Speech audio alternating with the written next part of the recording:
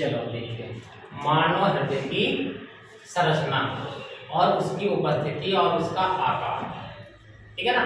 तो सबसे पहले हम उपस्थिति को जानते हैं। तो मानव हृदय होता है वक्ष भाग में, यहाँ पर वक्ष भाग में दोनों फेफड़ों के बीचों बीच, यहाँ पर दोनों फेफड़ों के बीचों बीच कुछ बाईं ओर उपस्थित होता है। इसका आकार जो होता है बंद मुट्ठी के समान होता है, त्रिकोणाकार सा। और इसका जो ऊपरी भाग होता है वो चौड़ा होता है और निचला भाग होता है संकरा होता है। इसकी लंबाई यानी कि लेंथ कितनी होती है और चौड़ाई यानी कि वाइड, ठीक, और मोटाई, लंबाई, चौड़ाई और मोटाई, ये तीन चीज है, समझ गए ना। अब देखिए, लंबाई जो होती है सबसे ज्यादा होती है 12, ठीक, और जो चौड़ाई होती है वो होती है 9 और जो मोटाई होती है वो होती है 6। और इसका जो भार होता है वो होता है 300 ग्राम। कितना होता है? 300 ग्राम। यानी कि 3 का पहाड़ा बढ़ दीजिए, 3 3 6 9 12, कितने ग्राम ये भार होता है। लंबाई इतनी होती है, चौड़ाई इतनी होती है, और लंबाई, चौड़ाई और मोटाई, ये चारों चीज हो गया। इसका जो आकार है त्रिकोणाकार सा मांसल है, वक्ष भाग पर उपस्थित है, ठीक है ना। मनुष्य का जो हृदय होता है 4 कक्षी होता है। कितना कक्षी होता है? 4 कक्षी होता है। इसका जो ऊपरी भाग है, जो इसका ऊपरी भाग वो चौड़ा रहेगा। अगर हम इसकी आंतरिक संरचना बनाते हैं,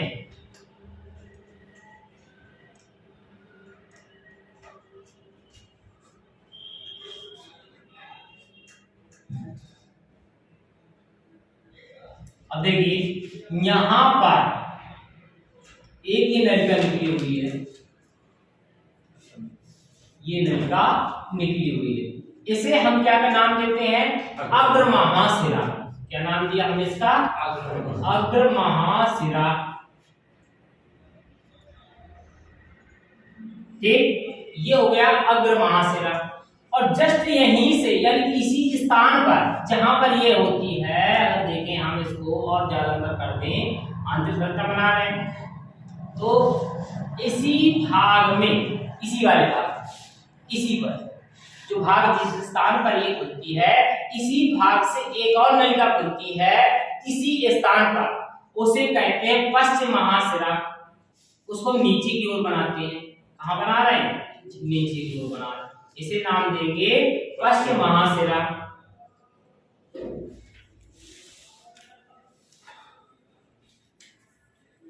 पश्चिम महाशिरा, ये हो गया अग्र महाशिरा और ये हो गया पश्चिम महाशिरा, ठीक है ना। अब हमें 4 कक्ष इसके स्पष्ट दिखाई दिखाना है। क्या कक्ष? 4 कक्ष दिखाई देना। अब देखिए यहां से स्पष्ट रूप से एक होता है आंतरनिलयी पट्ट। ये क्या है? आंतरनिलयी पट्ट होती है जो यहाँ पर निलयों को काट रही है। वैसे अंतर अलिंदित पट्ट भी होती है, डायरेक्ट चाहे हम इधर से भी बना सकते हैं, लेकिन जो यहाँ पर अंतर अलिंद पट्ट होती है, अलिंदी पट्ट होती है, वो स्पष्ट रूप से दिखाई नहीं देती। लेकिन हम बना देते हैं उसको दिखाने के लिए, स्पष्ट करने के लिए, लेकिन वो स्पष्ट दिखाई नहीं देती। जबकि ये स्पष्ट दिखाई देती है, ये अलिंदों को, निलय को तो बांट देती है, अलिंद को बांटने वाली जो अंतर अलिंदी पट्ट होती है, ठीक, वो स्पष्ट दिखाई नहीं देती है। समझ गए ना। अब देखिए यहाँ निचला जो सकरा भाग दिख रहा है स्पष्ट, ऊपर का चौड़ा भाग स्पष्ट दिखाई दे रहा है, निचला सकरा भाग। तो निचले भाग को हम यहाँ पर अलिंद रहता, ऊपर की ओर नहीं, यहाँ पर निलय रहता, ऊपर की ओर अलिंद रहता। अच्छा, अब देखिए आगे,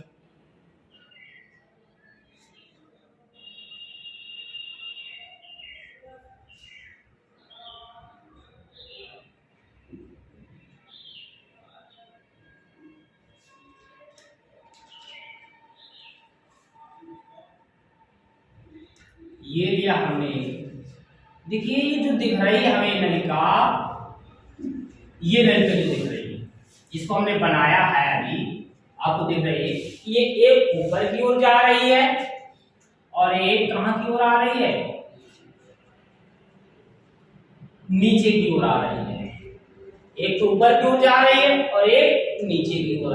अगर हम इसको और अंदर लाएं, इसी को इसको अंदर जब लाएंगे तो ये वाला भाग आपका जो खुलेगा इस वाले भाग से खुलता हुआ नजर आएगा। कहां पर? इस वाले भाग से, इस वाले भाग से खुला हुआ नजर दिखाई देता है। यहां पर दिख रहा है खुला हुआ, कौन सा? ये नलिका, ये ऊपर की ओर भी निकली हुई है और नीचे की ओर, और इसका नाम होता है दहेक महाधमनी। क्या नाम होता है? दहेक महाधमनी।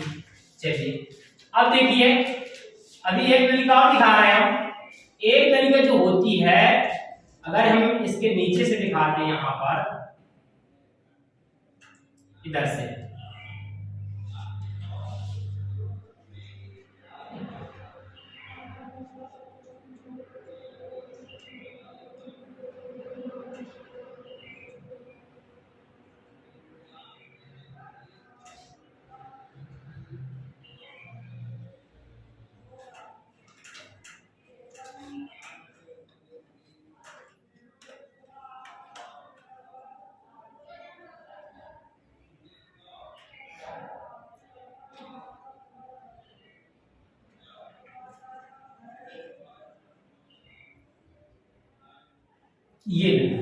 ये कहां पर खुली नजर दिख रही है?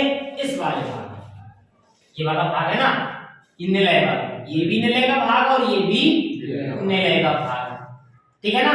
लेकिन अभी सिर्फ हमने संबंध दिखाया इस वाले भाग में, तो दिखा दिया सब, लेकिन अभी तक इस वाले भाग में हमने कोई संबंध नहीं दिखाया।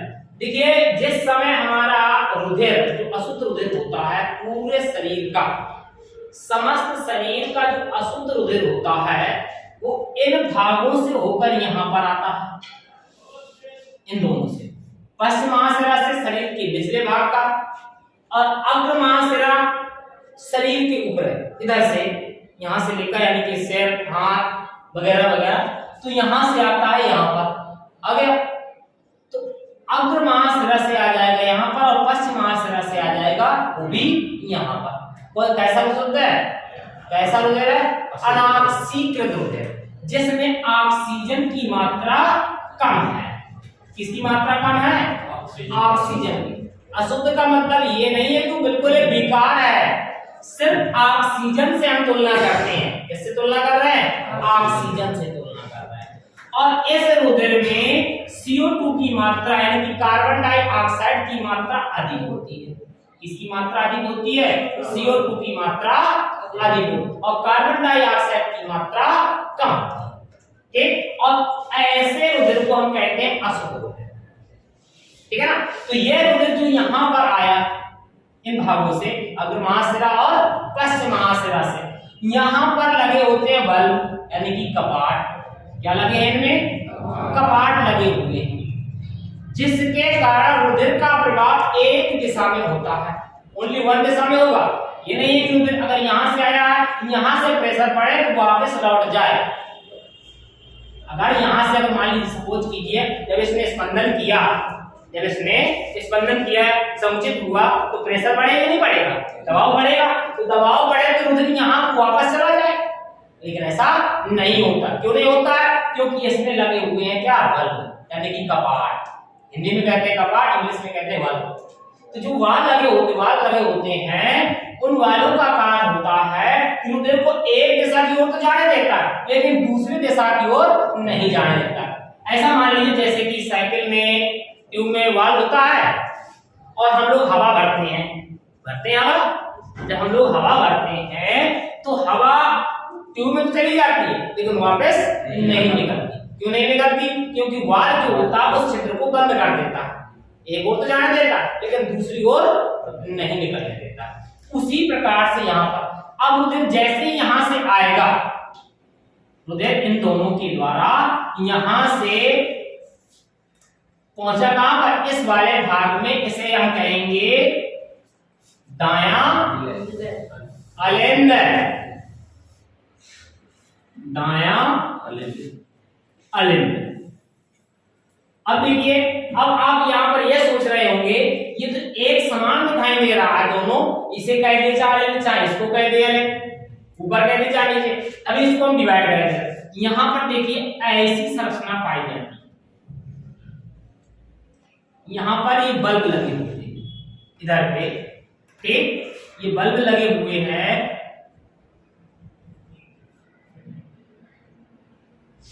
ठीक है ना। ये जो बल्ब लगा हुआ है ये वाला, इसे हम कहते हैं ट्राई कैप्सेट, त्रिवलन कपाट। इसे क्या कहते हैं? त्रिवलन कपाट। ये कहलाता है त्रिवलन कपाट। अब यहाँ पे बल्ब लगा हुआ, यहाँ पर भी बल्ब लगा हुआ, और इसका नाम होता अर्धचंद्राकार कपाट। इस बारे में अर्धचंद्र, इन कपाटों के द्वारा रुधिर जब यहाँ पर आ जाएगा, प्रेशर बढ़ेगा तो रुधिर यहाँ से इस भाग पर चला जाता है। और ये भाग कौन सा है? दाया निलय है। इसका नाम हमने दे दिया दाया निलय। ये कहलाया दाया निलय।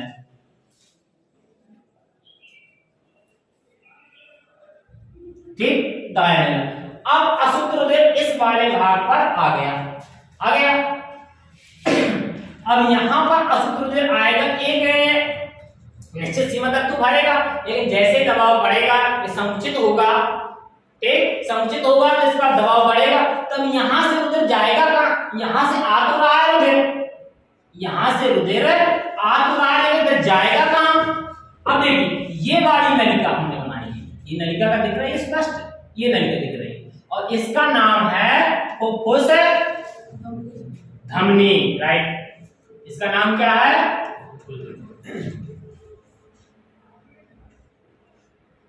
फुफ्फुस धमनी। इस फुफ्फुस धमनी के द्वारा यह अशुद्ध रुधिर है, इस फुफ्फुस धमनी के द्वारा यह अशुद्ध रुधिर दाएं और बाएं फेफड़ों में चला जाता, दाएं फेफड़े में और बाएं फेफड़े, इससे रुधिर निकलेगा। इन दोनों भागों से रुधिर क्या होता है? निकलता है। पहले एक ही निकली थी, फिर ये बढ़ गई, दाएं फुफ्फुस और बाएं फुफ्फुस धमनी हो गई ना, तो हो गई, स्पष्ट है यहां पर। अच्छा चलिए, अब जो फेफड़ों से रुधिर शुद्धिकरण होकर, यानी कि ऑक्सीजन को लेकर, जैसे रुधिर फेफड़ों में जाता है वहां से ऑक्सीजन को ले लेगा, इसको ले लेगा, ऑक्सीजन ले लिया, ठीक, ऑक्सीजन को लेकर रुधिर कैसा हो गया? शुद्ध हो गया ना। और उसने कार्बन डाइऑक्साइड को किसको दे दिया? फेफड़ों को दे दिया। अब शुद्ध रुधिर वहां से फुफ्फुस शिराओं के द्वारा, तो जो फुफ्फुस शिराएं होती हैं किस स्थान पर होती हैं? वो होती है इस स्थान, यहां, इनका नाम होता है फुफ्फुस शिराएं। देखिए दोनों फेफड़ों से दो फुफ्फुस वाहिनियां निकलती हैं, कितनी? अब यह शुद्ध रुधिर, ऑक्सीकृत रुधिर, जिसमें ऑक्सीजन उपस्थित है, वह रुधिर आता है इनके माध्यम से, किस वाले भाग में? इस वाले भाग में आता है। ये जो भाग है वो इस वाले भाग में अब आ गया आपका कौन सा रुधिर? शुद्ध रुधिर आता है। ठीक, अब इसको हम डिवाइड करते हैं पहले।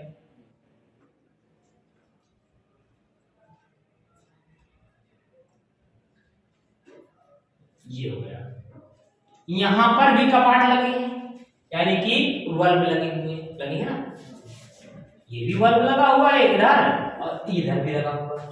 इसे हम कहते हैं द्विवलन कपाट। क्या कहते हैं? बाई कैप्सेट।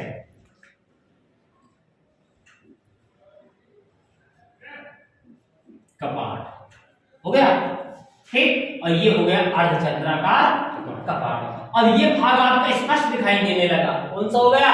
बाया अलिंद हो गया, ना अलिंद? कौन सा भाग हो गया? ये बाया अलिंद हो गया ना, ठीक। अब हम इसको लिख देंगे, पहले इनका नाम लिखते हैं हम, क्या? फुफ्फुस शिराएं,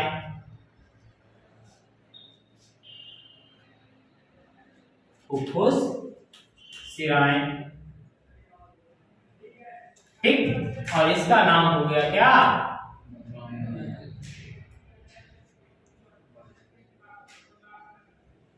वाया अलिंद, ये हो गया, ठीक। अब जब रुधिर यहां से शुद्ध होकर उधर इस वाले भाग पर आ गया नहीं आ गया, जैसे ही इसमें भी दबाव बढ़ेगा इस वाले भाग, इधर से अलिंद नली क्षेत्र द्वारा, इसके द्वारा अलिंद नली क्षेत्र द्वारा रुधिर कहां पे आ गया, इस वाले भाग पर आ जाता है। तो क्या कहते हैं, वाया निलय, वाया निलय में रुधिर आ जाएगा शुद्ध। जैसे ही हृदय प्राकुंचित होगा, संकुचित होगा, तो यहां से रुधिर इस वाले भाग से होते हुए, यानी इस नलिका से होते हुए, ठीक, और इसका नाम होता है दहेक महाधमनी, दहेक महाधमनी, ठीक। इसका नाम क्या है, दहेक महाधमनी। तो दहेक महाधमनी से होता हुआ रुधिर इधर से ऊपर की ओर चला जाएगा, इधर से शरीर के निचले भाग की ओर जाएगा, ठीक। क्योंकि यहां पर अगर हमने देखा है हृदय में रुधिर का जो आवागमन हुआ है, यहां पर हमने जो देखा है हृदय में रुधिर का जो आवागमन हुआ है 2 बार हुआ। एक बार यहां से रुधिर आया था, फिर यहां से निकल गया बाहर, फेफड़ों में गया, फेफड़ों से पुनः आया रुधिर इस वाले भाग से यहां तक आया, यहां से फिर पुनः बाहर निकल गया। रुधिर का आवागमन हृदय में 2 बार हुआ है, इसलिए इसे क्या कहते हैं, दोहरा परिसंचरण तंत्र कहते हैं। क्या कहते हैं, दोहरा परिसंचरण तंत्र कहते हैं। हुआ नहीं हुआ? और आपने कभी कल्पना की है, जो हमारा रुधिर होता है शरीर का समस्त रुधिर, और इसके द्वारा जब प्राकुंचित होता है यानी कि संकुचित हृदय होता है और वो अपना मार्ग तय करता है, कितना मार्ग तय करता होगा रुधिर, कितने किलोमीटर, अनुमान लगा सकते हैं। ये तय करता है, कितना लिख दिया हमने, 1,00,000 किलोमीटर रेंज को तय करता है। कौन, रुधिर। इतनी लंबाई की हमारी वेव्स होती है, हमने सिरा मिला के सबको 1,00,000 किलोमीटर की दूरी तय करता है रुधिर। अब सोचिए आपको, ठीक है ना। अब ज्यादा डिटेल तो नहीं बताएंगे, अभी बहुत डिटेल हो जाएगा फिर। तो ये हो गया दोहरा परिसंचरण तंत्र। कभी कभी दोहरा परिसंचरण तंत्र का चित्र भी आता है आपको बनाने के लिए, उसमें क्या करना होता है हमें, देखिए, तब हम इसी चित्र को आगे बढ़ा सकते हैं, इसी को आगे भी बना सकते हैं चाहे तो। उसमें हृदय को छोटा किया जाता है थोड़ा सा, और दिखाना पड़ता है ये आपका इस साइड का जो भाग है अशुद्ध वाला है, और इस साइड का जो भाग है शुद्ध वाला है। यानी कि रुधिर का है शुद्धिकरण, बाकी यहाँ पर अशुद्ध शुद्ध का मतलब नहीं है, यहाँ पर अशुद्ध रुधिर भरा हुआ है और यहाँ पर शुद्ध रुधिर भरा हुआ है। तो भाग है इस साइड, यानी कि जो दायां भाग होता है उसमें हृदय का शुद्ध भाग होता है, शुद्ध रुधिर होता है, और जो बायां भाग होता है उसमें रुधिर अशुद्ध होता है, ठीक। तो यहां से अशुद्ध रुधिर आएगा इधर से, और इधर से शुद्ध रुधिर जाएगा, और अंत में अगर देखा जाए तो लास्ट में दोनों एक दूसरे से मिल जाते हैं। जो धमनी और शिराएं होती हैं, धमनियां जैसे निकलती हैं फिर महीन नलिकाओं में बढ़ती हैं धमनिकाएं, फिर और महीन नलिकाओं में बढ़ती हैं केशिकाएं, और जब केशिकाएं आपस में मिलती हैं सिलिकाएं, फिर शिराएं, फिर महाशिरा बन जाता है, और अंत में फिर रुधिर इसी भाग पे आता है, ठीक है ना। तो ये हो गया हृदय की संरचना और उसकी कार्य विधि। इसी में डिफरेंस आता है धमनी और शिरा में अंतर। कौन कौन, धमनी और शिरा में अंतर, डिफरेंस आता है। तो आपको पता है कि जो धमनी होती हैं, यहां पर भी हमने देखा है, तो धमनियां हैं, ये धमनी है, इसमें शुद्ध रुधिर बह रहा है। कैसे रुधिर बह रहा है, शुद्ध रुधिर। धमनियों में शुद्ध रुधिर बहता है, लेकिन एक अपवाद है। क्या है, एक अपवाद है। यहां पर हमने क्या लिखा, फुफ्फुस धमनी, क्या लिखा है? फुफ्फुस धमनी। जो फुफ्फुस धमनी है इस वाले भाग से खुलती है, क्लियर है? तो यहाँ पर अशुद्ध रुधिर होता है।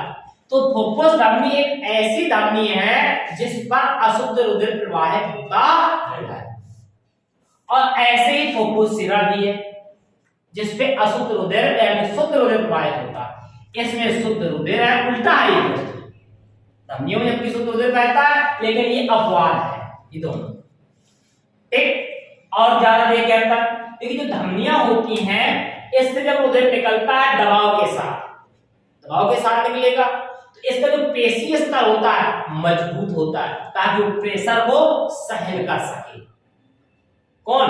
धमनी। जबकि शिराएं होती है, शिराओं का पेशीय स्तर पतला होता है। कैसा होता है? पतला होता है। और धमनियों का कार्य देखा जाए तो धमनियों का कार्य होता है हृदय से रुधिर को ले जाना, हृदय से रुधिर को ले जाना और शरीर के समस्त भागों तक पहुंचाना। और शिराओं का कार्य क्या होता है? शरीर के समस्त भागों से रुधिर को एकत्रित करके कहां पर लाती है? हृदय में लाती है। ये क्या करती है?